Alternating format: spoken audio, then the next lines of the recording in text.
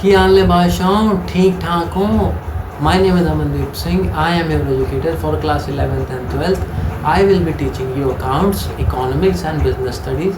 बच्चों आज की वीडियो में हम लोग डिस्कस करेंगे क्लास 12th 2026-2027 के लिए बिजनेस स्टडीज़ का हमारा CBSE ने क्या सिलेबस दिया है.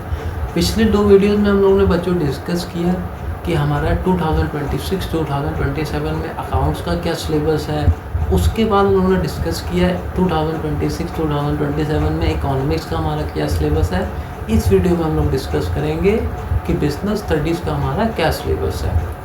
और बच्चों जो हमारा सबसे फर्स्ट वीडियो था रेफरेंस बुक वाला, उसमें हम लोगों ने डिस्कस किया था कि बिजनेस स्टडीज़ की हम लोग कौन सी रेफरेंस बुक बिजनेस स्टडीज़ के लिए हम लोग कौन सी रेफरेंस बुक यूज़ करेंगे. और बच्चों बिजनेस स्टडीज़ में हमारा जो कोर स्टडी मटेरियल रहेगा दैट इज़ NCERT. हम लोग NCERT को ही रेफ़र करेंगे. क्यों करेंगे? क्यों बच्चों? क्योंकि CBSE जो हमारे क्वेश्चंस फ्रेम करता है वो डायरेक्ट NCERT से ही फ्रेम करता है.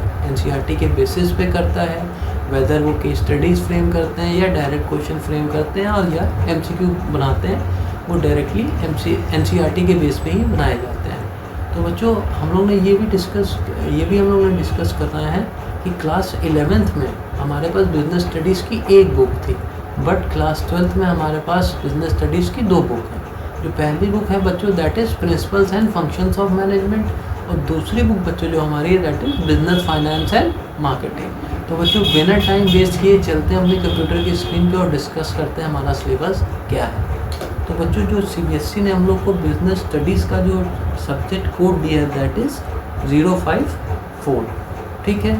और सारे एग्ज़ाम्स जैसे हम लोग को अकाउंट्स हो, इकोनॉमिक्स हो या कोई भी एग्ज़ाम हो, उसमें हम लोग को 80 मार्क्स का हमारा थ्योरी पेपर आता है और 20 मार्क्स का हमारा प्रोजेक्ट वर्क होता है. तो ये हम लोग ने अकाउंट्स में भी स्टडी किया था, इकोनॉमिक्स के वाले टॉपिक में भी स्टडी किया था. और बच्चों जो हम लोग को टाइम अवेलेबल रहता है दैट इज़ 3 आवर्स. अब हम लोग बच्चों देखेंगे जो हमारी पहली बुक है that is principles and functions of management, उसकी कौन कौन सी यूनिट्स हैं और उसकी क्या क्या एग्ज़ाम में वेटेज है. तो part A that is principles and functions of management. इसमें बच्चों जो यूनिट नंबर 1 है that is nature and significance of management. इसमें हम लोग स्टडी करेंगे बच्चों मैनेजमेंट क्या होता है, मैनेजमेंट के फंक्शंस क्या होते हैं, मैनेजमेंट की इम्पोर्टेंस क्या होती है, मैनेजमेंट किस लेवल पे वर्क करता है, मैनेजमेंट के कौन कौन से लेवल्स होते हैं, कोऑर्डिनेशन क्या होता है. ये सारी चीज़ें हम लोग इस टॉपिक में बच्चों स्टडी करेंगे. अब बच्चों यूनिट नंबर 2 हमारी आती है that is principles of management. बच्चों प्रिंसिपल्स ऑफ मैनेजमेंट में हमारे दो थ्योरिस्ट हैं that is FW Taylor and Henry Fayol. इन्होंने बच्चों प्रिंसिपल्स दिए और साइंटिफिक टेक्निक्स दी जो हम लोग इस वीडियो में इस टॉपिक में हम लोग बच्चों स्टडी करेंगे. ठीक है.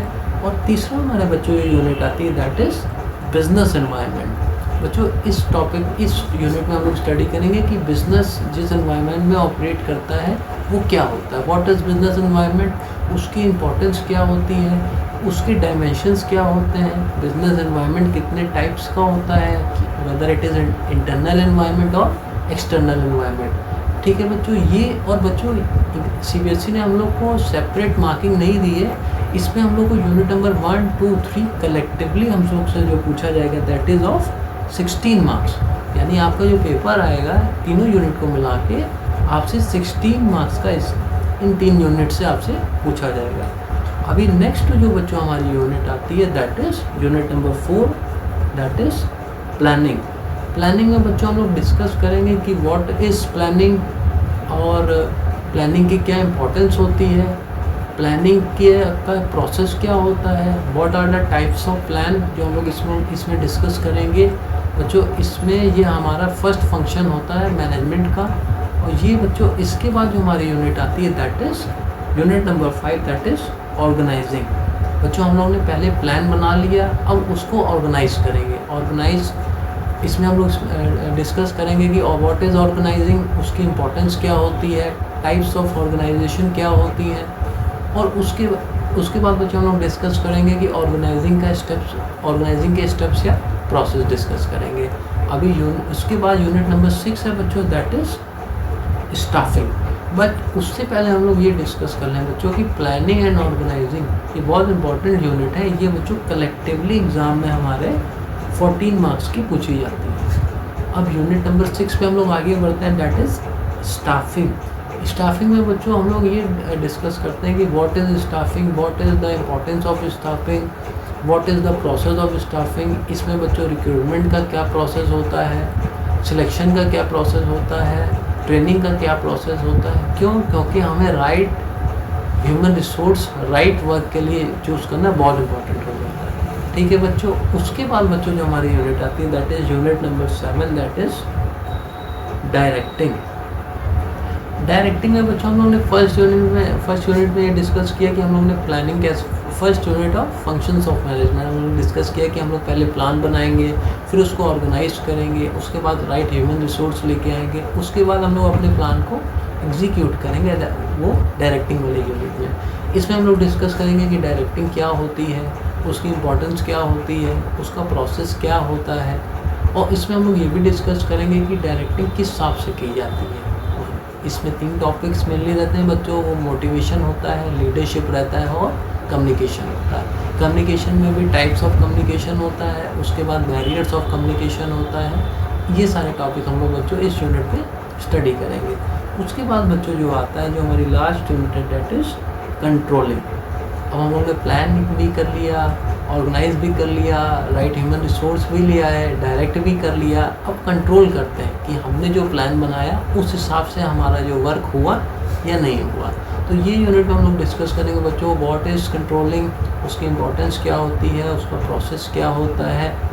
और बच्चों ये हम लोग डिस्कस करेंगे कि प्लानिंग और कंट्रोलिंग में क्या इंटरलिंकेज होता है। ये बच्चों जो हमारी 3 यूनिट है, that is staffing, directing and controlling, ये कलेक्टिवली एग्ज़ाम में हमसे 20 मार्क्स का पूछा जाता है। और planning, organising, staffing, directing and controlling, they are called as functions of management. बच्चों ये पांचों को मिला के बनता है functions of management, planning, organising, staffing, directing and controlling. और बच्चों सारी यूनिट हम लोग मिला दें तो यूनिट नंबर 1, 2, 3 जो थी हमारी, दैट इज वो थी हमारी 16 मार्क्स की। यूनिट नंबर 4, 5 थी हमारी 14 मार्क्स की, और 6, 7, 8 है वो हमारी 20 मार्क्स की है। तो टोटल हमारी जो वेटेज हो गई दैट इज़ ऑफ 50 मार्क्स। हमारी फर्स्ट बुक जो रहेगी वो 50 मार्क्स की आएगी। अभी नेक्स्ट जो बच्चों हमारी बुक आती है that is business finance and marketing, जो हमारी बुक नंबर 2 रहेगी। अब देखते हैं इसमें क्या क्या है बच्चों। Part B business finance and marketing, इसमें यूनिट नंबर 9 है, वो हमारी है बच्चों फाइनेंशियल मैनेजमेंट। इसमें हम लोग बच्चों डिस्कस करेंगे कि what is financial management. Financial management में बच्चों हम लोग को 3 डिसीजन मेनली लेने रहते हैं कि इन्वेस्टमेंट डिसीजन क्या होगा, फाइनेंसिंग डिसीजन क्या होगा, डिविडेंड डिसीजन क्या होगा, सोर्सेज ऑफ फाइनेंस क्या होंगी। ये सारी चीज़ें हम लोग बच्चों इस यूनिट पे स्टडी करेंगे। अच्छा, उसके बाद जो यूनिट नंबर 10 आती है दैट इज़ फाइनेंशियल मार्केट। बच्चों हम लोगों ने कॉमनली स्टडी किया होगा कि शेयर मार्केट क्या होता है, स्टॉक मार्केट क्या होता है, what are the types of market, primary market क्या होता है, सेकेंडरी मार्केट क्या होता है, और इन सारी मार्केट्स को कौन गवर्न करता है। और इन सारी मार्केट्स को सेबी गवर्न करता है, that is securities exchange board of India.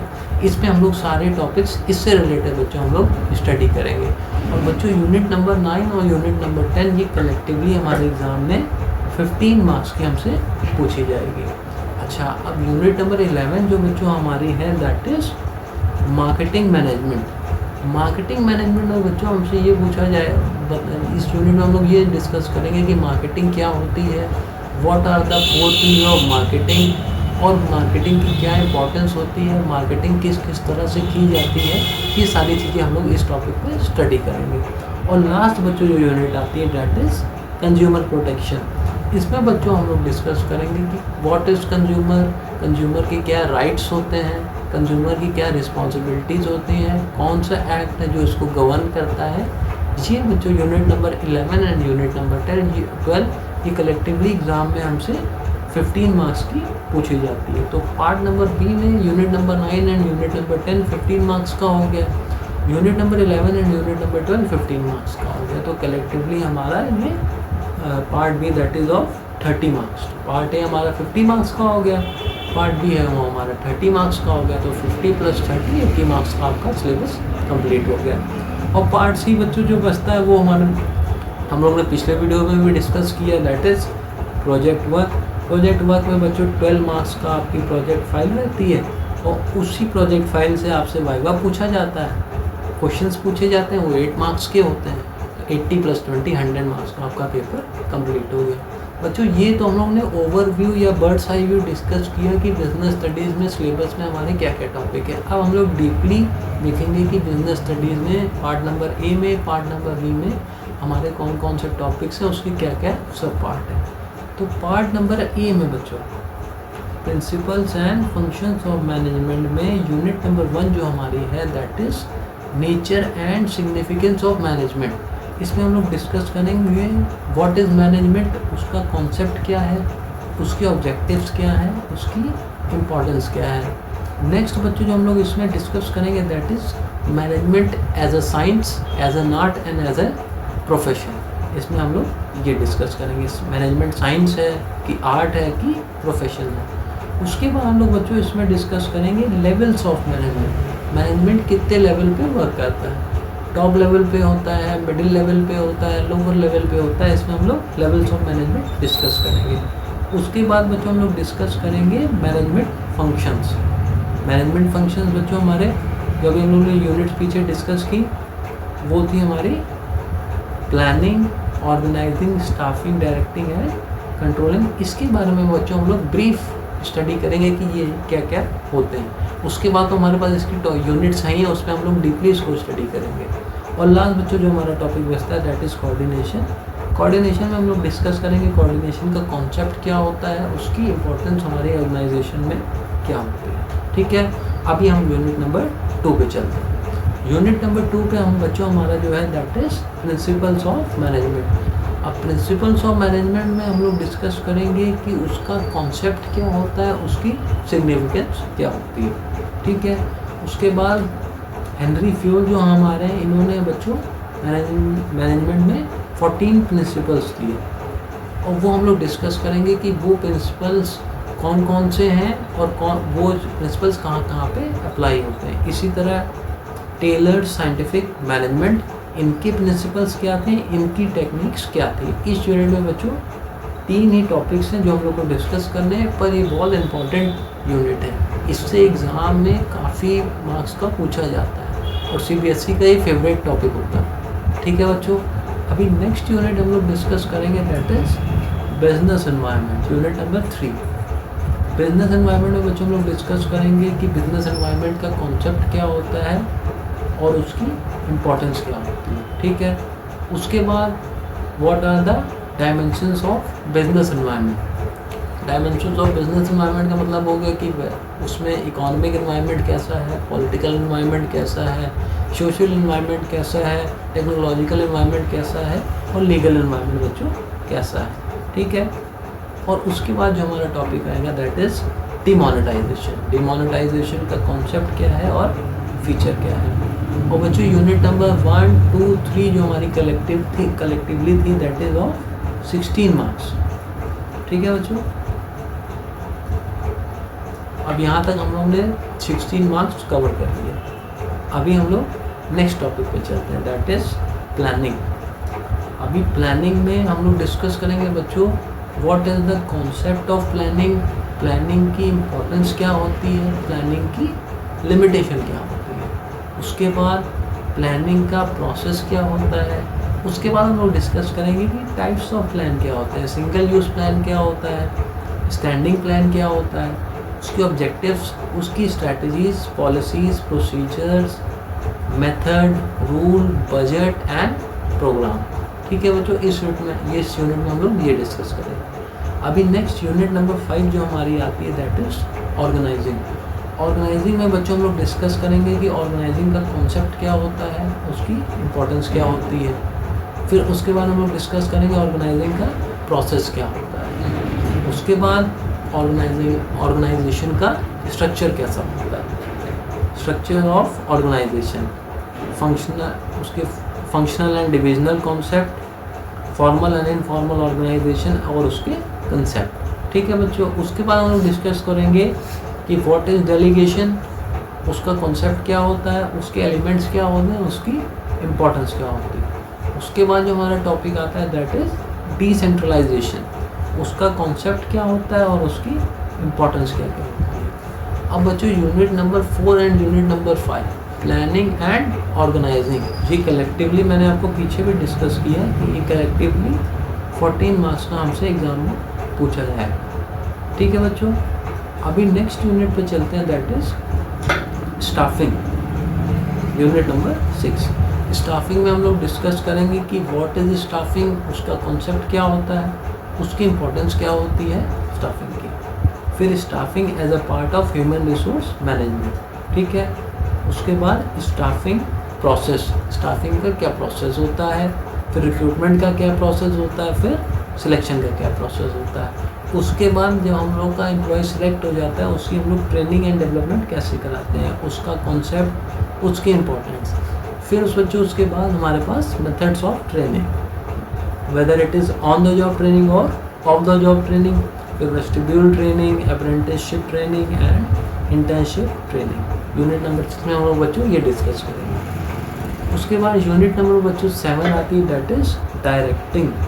Directing में हम लोग डिस्कस करेंगे what is the concept of directing and its importance, directing की क्या इंपॉर्टेंस रहती है और उसका कॉन्सेप्ट क्या है। उसके बाद elements of directing, elements of directing में बच्चों हम लोग डिस्कस करेंगे कि व्हाट इज़ मोटिवेशन, उसका कॉन्सेप्ट क्या होता है, मैस्लोज नीड हायरार्की थ्योरी क्या है, financial and non financial incentives क्या क्या होते हैं। उसके बाद लीडरशिप में, लीडरशिप का क्या कॉन्सेप्ट होता है, उसकी कौन कौन सी स्टाइल्स होती हैं। 3 टाइप्स की बच्चों लीडरशिप स्टाइल होती है, it is authoritative, democratic and legislative, ठीक है। उसके बाद हम लोग डिस्कस करेंगे कम्युनिकेशन क्या होता है, उसका कॉन्सेप्ट क्या होता है, फॉर्मल कम्युनिकेशन क्या होता है, इनफॉर्मल कम्युनिकेशन क्या होता है, इनफॉर्मल कम्युनिकेशन क्या होता है, what are the barriers of effective communication and how to overcome these barriers, ठीक है। ये यूनिट में हम लोग ये डिस्कस करेंगे, ठीक है बच्चों। अब unit number 8 that is controlling. Controlling में बच्चों हम लोग डिस्कस करेंगे कि कंट्रोलिंग का क्या कॉन्सेप्ट होता है, उसकी क्या इंपॉर्टेंस होती है।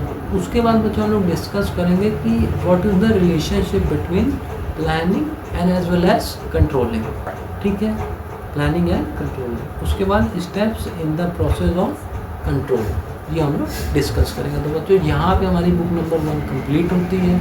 और बच्चों ये जो हमारी बुक है unit number 6, unit 7 and 8 that is staffing, directing and controlling, ये बच्चों कलेक्टिवली हमसे एग्ज़ाम में 20 मार्क्स का पूछा जाता है, ठीक है। ये मैंने ऑलरेडी डिस्कस कर लिया पर फिर भी मैं आपको एक बार दोबारा बता रहा हूँ, ठीक है। अब बच्चों हम लोग चलते हैं बुक नंबर 2 पे that is business, finance and marketing. तो इस पर यूनिट नंबर 9 आती है हमारी फाइनेंशियल मैनेजमेंट। इस पर हम लोग डिस्कस करेंगे कि फाइनेंशियल मैनेजमेंट का कॉन्सेप्ट क्या होता है, उसका रोल क्या होता है और उसके ऑब्जेक्टिव्स क्या क्या होते हैं, ठीक है। उसके बाद बच्चों हम लोग डिस्कस करेंगे कि 3 इंपॉर्टेंट जो डिसीजंस होते हैं फाइनेंशियल डिसीजन, इन्वेस्टमेंट डिसीजन क्या होता है, फाइनेंसिंग डिसीजन क्या होता है, डिविडेंड डिसीजन क्या होता है, उनकी मीनिंग्स एंड उनके फैक्टर्स अफेक्टिंग, ठीक है। उसके बाद हम लोग डिस्कस करेंगे कि फाइनेंशियल प्लानिंग क्या होती है, उसका कॉन्सेप्ट क्या होता है, उसकी इम्पोर्टेंस क्या क्या होती है, ठीक है। उसके बाद बच्चों हम लोग डिस्कस करेंगे कि कैपिटल स्ट्रक्चर क्या होता है, उसके कॉन्सेप्ट क्या होते हैं, उसके फैक्टर्स अफेक्टिंग कैपिटल स्ट्रक्चर क्या होता है, ठीक है बच्चों। उसके बाद हम लोग डिस्कस करेंगे फिक्स्ड एंड वर्किंग कैपिटल का कॉन्सेप्ट, इसमें फिक्स्ड एंड वर्किंग कैपिटल क्या होता है, उसके फैक्टर अफेक्टिंग क्या क्या होता है, ठीक है बच्चों। ये यूनिट में हम लोग ये डिस्कस करेंगे यूनिट नंबर 9 में। अब यूनिट नंबर 10 पे चलते हैं, ठीक है, that is financial markets. Financial markets में हम लोग डिस्कस करेंगे what is the concept of financial market, what is money market, what is capital market, what are the types of capital market, whether it is primary market और secondary market, ठीक है। उसके बाद हम लोग डिस्कस करेंगे stock exchange क्या होता है, उसके फंक्शंस क्या होते हैं और ट्रेडिंग प्रोसीजर क्या होता है। उसके बाद बच्चों हम लोग डिस्कस करेंगे securities exchange board of India, that is SEBI, उसके ऑब्जेक्टिव्स क्या होते हैं एंड फंक्शंस ऑफ सेबी। ठीक है बच्चों, ये unit number 9 and unit number 10 collectively exam में हमसे 15 मार्क्स की बच्चों एग्ज़ाम में पूछी जाती है। ठीक है बच्चों, unit number 9 and unit number 10 हमसे 15 मार्क्स की पूछी जाएगी। अभी नेक्स्ट जो हमारा टॉपिक आता है unit number 11, that is marketing. Marketing में बच्चों हम लोग डिस्कस करेंगे कि मार्केटिंग का कॉन्सेप्ट क्या होता है, उसके फंक्शंस क्या होते हैं, उसकी फ़िलासफ़ीज़ क्या क्या होती है। ठीक है, उसके बाद बच्चों हम लोग डिस्कस करेंगे what is marketing mix. Marketing mix में कॉन्सेप्ट क्या होता है, उसके एलिमेंट्स क्या क्या होते हैं। ठीक है, उसके बाद हम लोग डिस्कस करेंगे प्रोडक्ट के बारे में, ब्रांडिंग के बारे में, लेबलिंग के बारे में, पैकेजिंग के बारे में, उसका क्या क्या कॉन्सेप्ट है। ठीक है बच्चों, उसके बाद हमारे बच्चों 4 P's ऑफ मार्केटिंग होती है, प्रोडक्ट, प्राइस, प्लेस, प्रमोशन। ठीक है, तो इसी को हम लोग डीपली स्टडी करेंगे। नेक्स्ट इज़ प्राइस, उसका कॉन्सेप्ट, उसका फैक्टर डिटरमाइनिंग प्राइस।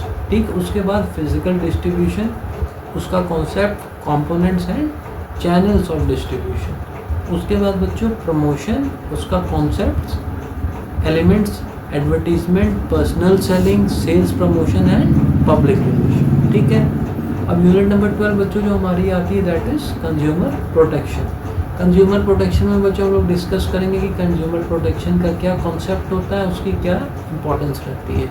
उसके बाद हम लोग डिस्कस करेंगे कि कंज्यूमर प्रोटेक्शन एक्ट 2019 के हिसाब से what is the meaning of consumer, what are the rights and responsibilities of consumer, who can file complaint, redressal, machinery remedies available. ठीक है, उसके बाद हम लोग डिस्कस करेंगे कंज्यूमर अवेयरनेस में role of consumer organisation and non governmental organisation. बच्चों unit number 11 and unit number 12 collectively हमसे एग्ज़ाम में 15 मार्क्स का पूछा जाता है। ठीक है बच्चों, तो यहाँ पे हमारी बुक नंबर 2 भी कंप्लीट होती है।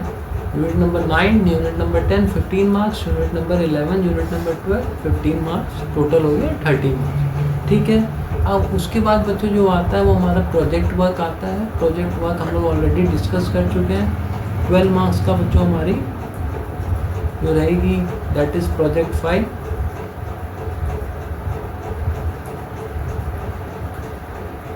प्रोजेक्ट 5 ठीक है बच्चों, और 8 मार्क्स का बच्चों हमारा वाइवा। ठीक है बच्चों, इसमें हमारे सीबीएसई ने कई सारे टॉपिक्स हम लोगों को दिए हुए हैं जिस पे हम लोग अपना प्रोजेक्ट बना सकते हैं, बट वो अभी आपको इतना समझ में नहीं आएगा। मैं आपको इस स्क्रीन पे दिखा दे रहा हूँ बट अभी नहीं समझ में आएगा। आप एक बारी गो थ्रू कर लीजिएगा, फिर राइट टाइम आने पे मैं आपको बता दूंगा कि कौन से टॉपिक से आपको क्या क्या प्रोजेक्ट बनाना है। तो प्रोजेक्ट नंबर 1 है बच्चों, इसमें सीबीएसई ने हम लोग को दिया है एलिमेंट्स ऑफ बिजनेस एनवायरनमेंट। इसमें इन्होंने सारे पॉइंट्स नोट डाउन करने की आप किस बेस पे अपना प्रोजेक्ट बना सकते हैं। ठीक है, अब उसमें बच्चों आप देख सकते हैं कि सारे पॉइंट्स सीबीएसई ने मेंशन किए हुए हैं। अभी प्रोजेक्ट नंबर 2 जो आता है बच्चों, उस पर हम लोग बना सकते हैं प्रिंसिपल्स ऑफ मैनेजमेंट पे हम लोग अपना प्रोजेक्ट बना सकते हैं। अब उस पर भी सीबीएसई ने दिया है कि आप क्या किस किस पॉइंट्स पे बनाएंगे। प्रोजेक्ट नंबर 3 आता है बच्चों, वो स्टॉक एक्सचेंज से रिलेटेड आता है। और प्रोजेक्ट नंबर 4 जो बच्चों हमारा आता है वो आता है मार्केटिंग पे। मार्केटिंग पे आप अपना प्रोजेक्ट बना सकते हैं। ठीक है, उस पर भी सारे पॉइंट्स हैं, आप वीडियो देखेंगे तो आपको समझ में आ जाएगा कि कौन कौन से टॉपिक दिए हैं। बच्चों अभी ये समझ इतना नहीं आएगा, जैसे जैसे आप आगे बढ़ोगे सिलेबस में ऑलरेडी आपको समझ आता जाएगा धीरे धीरे।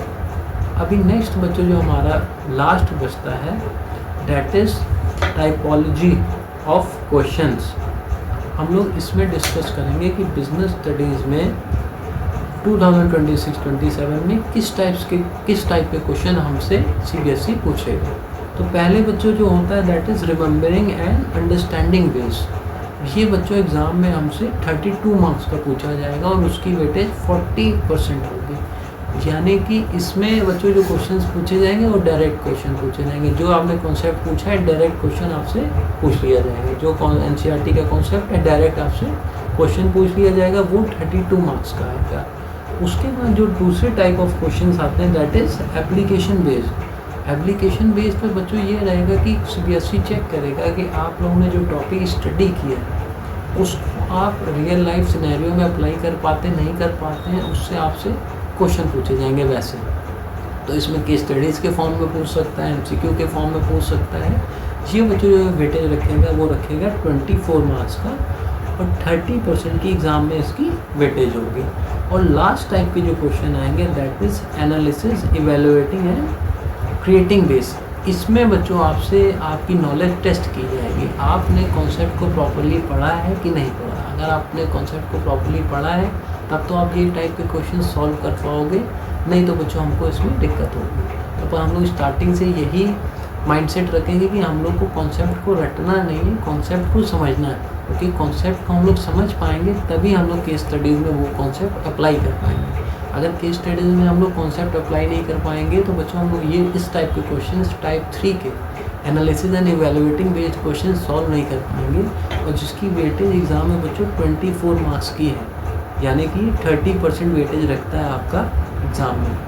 और बच्चों अगर हम लोग को 80 आउट ऑफ 80 लाना है तो ये type 3 analysis and evaluating based questions, इसको हम लोग को स्टडी करना और इसके हिसाब से स्टडी करना बहुत इम्पोर्टेंट हो जाएगा। तो ठीक है बच्चों, आज के वीडियो में इतना ही। हम लोगों ने टोटल डिस्कस कर लिया है कि 32, 24 टोटल कम्स आउट में भी 80 मार्क्स। ठीक है बच्चों, तो इस टाइप के क्वेश्चन हम लोग से पूछे जाएंगे। बच्चों यहाँ पे हमारा कोर सब्जेक्ट्स जो हैं that is accounts, economics and business studies, ये तीनों का सिलेबस हम लोगों ने डिस्कस कर लिया है। अब नेक्स्ट जो बच्चों वीडियो आएंगे वो हमारे आएंगे कॉन्सेप्ट के बेस पे। बच्चों स्टार्टिंग इसमें ये रहेगा कि अकाउंट्स के भी वीडियो आएंगे, बिजनेस स्टडीज़ के भी आएंगे एंड इकोनॉमिक्स के भी वीडियो आपको मिलेंगे। तो बच्चों आज के वीडियो में इतना ही। अब अगली बार आपसे फिर मुलाकात होगी। आपका वीडियो देखने के लिए बहुत बहुत शुक्रिया। चंगा जी, मिलते हैं अगली बारी। रब राखा।